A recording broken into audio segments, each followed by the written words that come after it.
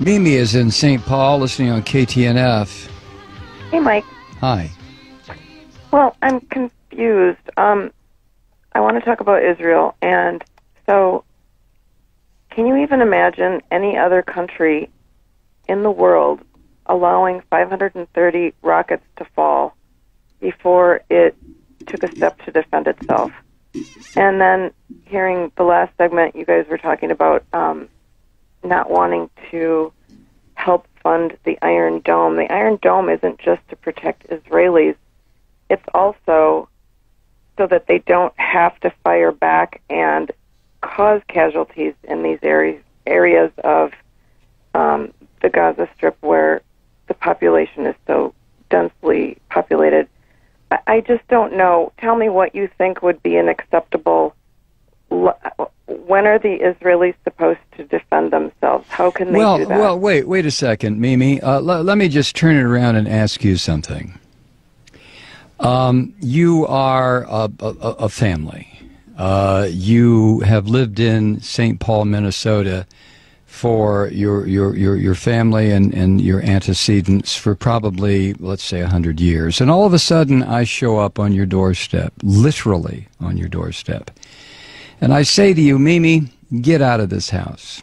This is my house. Let me tell you why it's my house. It's my house because my religion says it's my house. Now get out.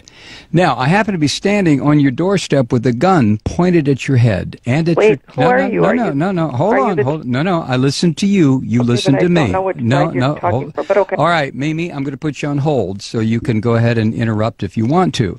But I'm standing on your front porch, and I order you and your family out of your house. And I tell you that it's my house, not your house. And the reason it's my house and my block and my neighborhood is because my religious belief says it's mine. And you sit there and you say, well, no. What are you talking about? We've been here 100 years. I'm sorry. Get out, Mimi. So you leave. And the reason you leave is because you know if you don't, I'm going to blow up your house and probably blow up your family. So you leave and you move down the street.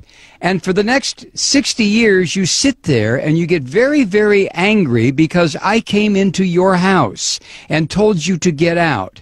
So what you do, Mimi, you decide, well, I know what I'll do. I'm going to start throwing rocks at what used to be my house, and it'll break the windows. That'll make that damn Malloy move. So you start throwing rocks. And then I come outside and I say, Mimi, were you throwing rocks? And you look at me rather sheepishly, and that's when I level an RPG at you and your family and your house, and I pull the trigger, and all of a sudden, whoosh, you're all gone. Now, which is the terrorist? You tell me. But tell me on another phone call, Mimi, because I'm not going to get involved in a big discussion about this. Thank you. Wow. When does Israel have a right to defend itself? Well, when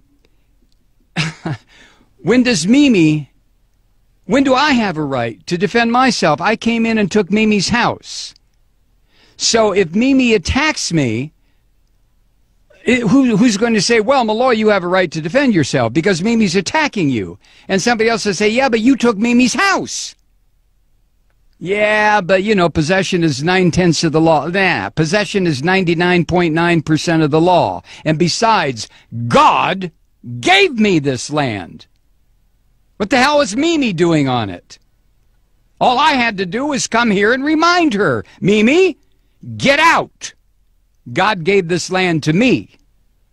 Now, if Mimi doesn't like that, she can go live in the little ghettoized area that I've set up for her near the Mississippi River in St. Paul, where there's bad electricity, bad water, the fish are no good to eat, and Mimi can stay there until hell freezes over. Or Mimi can throw rocks at my house, used to be her house, in which case I will level a couple of grenades at her.